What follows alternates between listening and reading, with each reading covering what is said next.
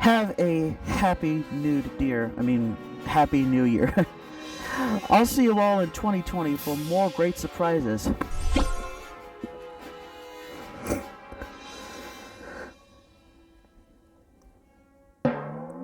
Oh?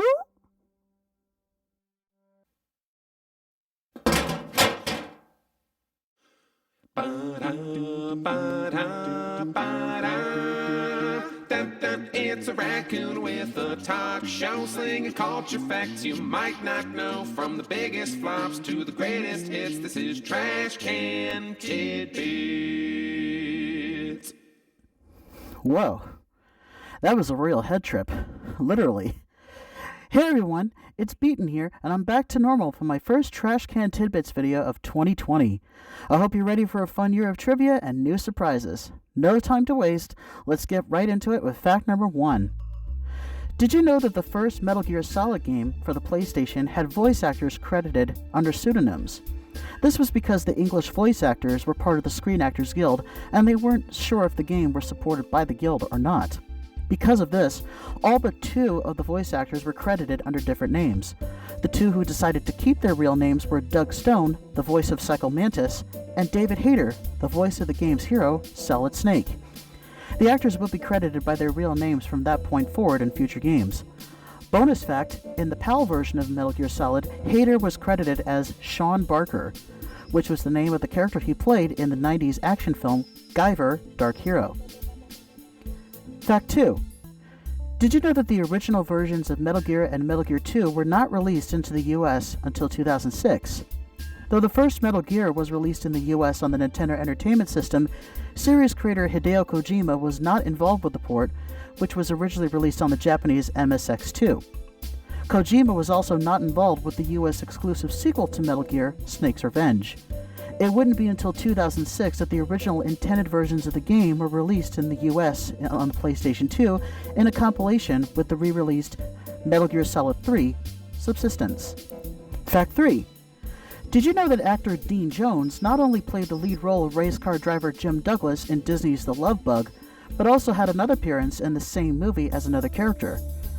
In the scene where Herbie takes Jim and Michelle Lee's character Carol to a drive-in diner and Carol is banging on Herbie's window to get out, she tries to get the attention of a couple of hippies in the van next to her.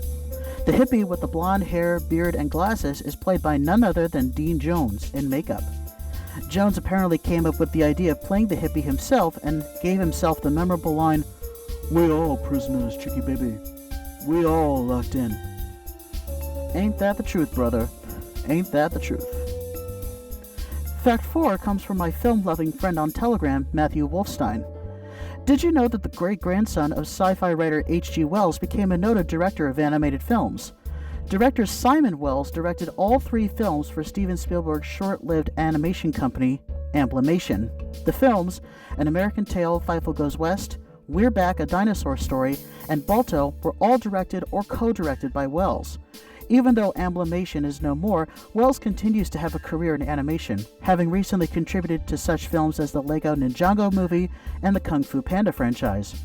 In 2002, he even added to his family legacy by directing a remake of his great-grandfather's most acclaimed novel, The Time Machine. Thank you so much for that fact, Maddie. Fact 5. Did you know that Luke Skywalker's original name in George Lucas's first treatment for Star Wars was Luke Starkiller? He was also originally written to be an older general-type character before that role was given to Obi-Wan Kenobi.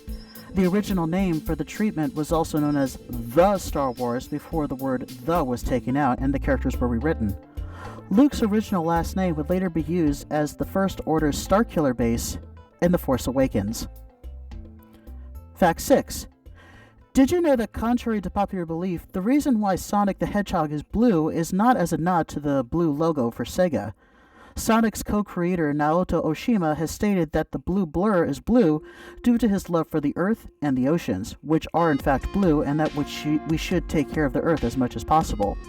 He further stated that Sonic's red sneakers are based on that of Michael Jackson's black belted shoes in the Bad music video, as well as the red costume for Santa Claus. And just as a footnote, I am also aware that Sonic's personality was based on Bill Clinton, but I'm not going to address politics in my videos. Not even in the name of entertainment. Thanks for coming to my TED Talk. Fact 7. Did you know that there are two versions of a movie-based game that were released for the Game Boy Advance? In 2001, the movie Ballistic X vs. Sever was released, which starred Antonio Banderas and Lucy Liu. The movie was critically panned and to this day remains the lowest rated film on Rotten Tomatoes at a whopping 0%. Two video games based on the movie were released, both on the GBA. The first, simply called X vs. Sever, came out before the movie even entered production and was based on the first draft of the screenplay. The second game, which added the ballistic part of the title because, well, two titles are cool, was based on the final film and came out to tie in with the film's release. Both games got pretty good reviews and had really awesome graphics for the time, especially being a first-person shooter on a portable system. I find those are really hard to get right. Fact 8. Did you know that the 90s dance track Everybody Everybody by Black Box, the funky music you hear nowadays in the Downy Unstoppables detergent commercials, was sung by R&B singer Martha Wash? Now, if you don't know her by name, you most likely heard one of her most famous hits. She was one half of the funk and soul duo The Weather Girls, best known for their chart-topping 1982 single, It's Raining Men. Fact 9. Did you know that Jack Black, who notably wears a pit helmet in the Jumanji sequels, actually got to wear one as part of a commercial he was in when he was a kid? Since the movies are supposed to be video games that take place in an adventure setting such as the jungle, it's very coincidental that he was in a commercial for the video game Pitfall in the 80s. It's very brief, but he is actually in that commercial talking about the game and wearing a pit helmet. It seems like he's come full circle. Fact 10.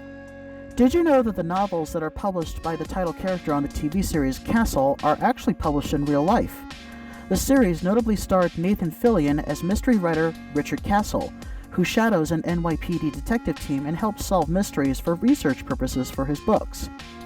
What's really cool is that the books don't require you to watch the TV show to enjoy them, though they do make constant references to events that happen on the show. Also, not to break the magic here, but the names of the real authors of the books are hidden in Castle's bio, in the name of a literary award that Castle has won. And there we go for my first video of the new year and new decade. I hope you enjoyed what I presented to you for the week. I really love doing these videos, and please stay tuned for more. And since you were all surprised by my big reveal last week, stay tuned for a proper introduction to my new persona. Don't worry, I won't be going anywhere. It just will be fun to hand the reins over once in a while. If you have any ideas of what other new content you'd like to see from me, please drop a comment, and I'll do my best to accommodate you. And as always, don't forget to like, subscribe, share, and ring that bell to be notified for future videos. Thanks for watching, and I'll see you next time.